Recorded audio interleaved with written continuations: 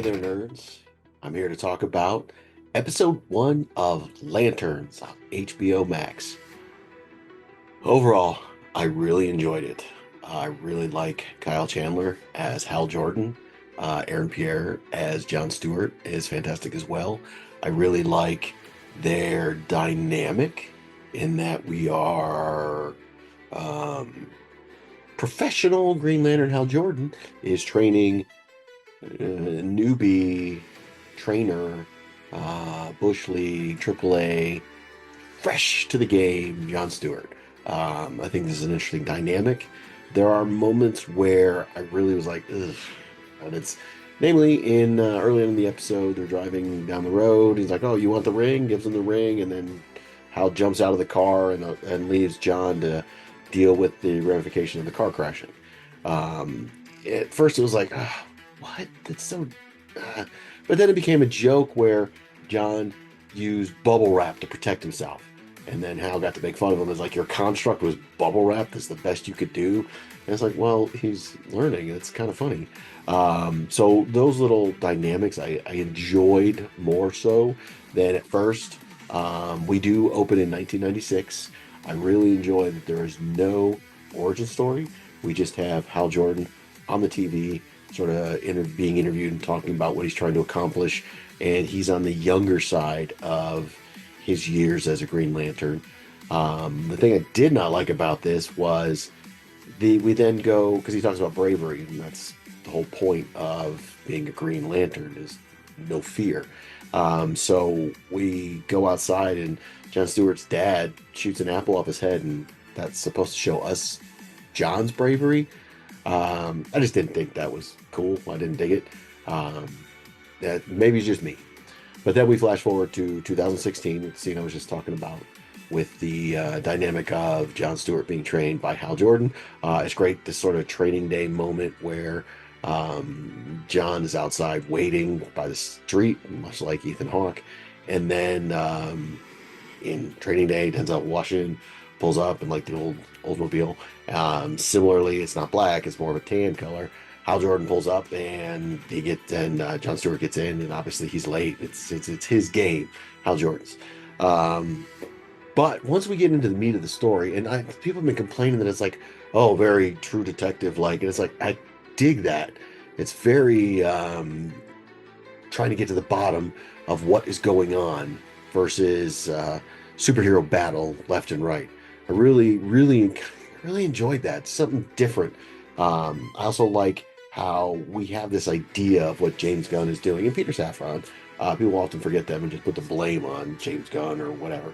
But we have Superman, Creature Commandos, Peacemaker, and Supergirl that have all been released and we've seen, and they all kind of have a James Gunn feel, whether it was directly involved directing like Superman or just literally running DC as he is with Supergirl. But the feel was kind of similar. With this one, completely different. And I like that. It's obviously in that world because we know Nathan Fillion is one of the Lanterns. He's not in this episode, but I really, as we got along, started to like the relationship between John Stewart and Hal Jordan. I like how in 2016 we have more of the jaded Hal Jordan. I'm not saying to the point where he like destroys the Coast City sort of thing, like we've seen in the comics, but like he conjures up a dollar bill to put in the jukebox so that he can pick a fight, so that he can get thrown in jail to question somebody who he's not been able to question. Just yeah, he knows how to work the system now. He's not wearing his uniform. He's just out in street clothes, and it's definitely a different Green Lantern slash Hal Jordan. Along the way, we get to meet some locals. One of my favorite actors, Jason Ritter, obviously son of John Ritter. I wasn't really aware of Tex Ritter, so I can't go back that far. But John Ritter was awesome in Three's Company, and Jason Ritter, I remember in Freddy versus Jason, and a lot of things since then. But I really first noticed him in that. I was like, yeah, cool, dig it, awesome. And then one of my other favorites, Garrett Dillahunt. I remember first seeing him in Sarah Chronicle, or Terminator, Sarah Connor Chronicles, TV show. Great, fantastic, loved him in that. And then Raising Hope, just so good. Different turn, being able to show emotions and humor and even drama at times, to even The Walking Dead. Really enjoyed his turn on there. I've always been a fan of him. And then to learn rather recently that he also collects comics. So for him to be in Lanterns, really, really cool. We also meet the sheriff, who is Dillahunt's daughter-in-law, Jason Ritter's wife, Kelly McDonald, who she's trying to lay down the law, knowing that there is a bigger police force in action in the Lanterns with Hal Jordan. Not entirely sure the full ramifications going on, but essentially Hal's convinced that somebody they have in custody is an alien, and I guess like a normal person, you wouldn't assume that.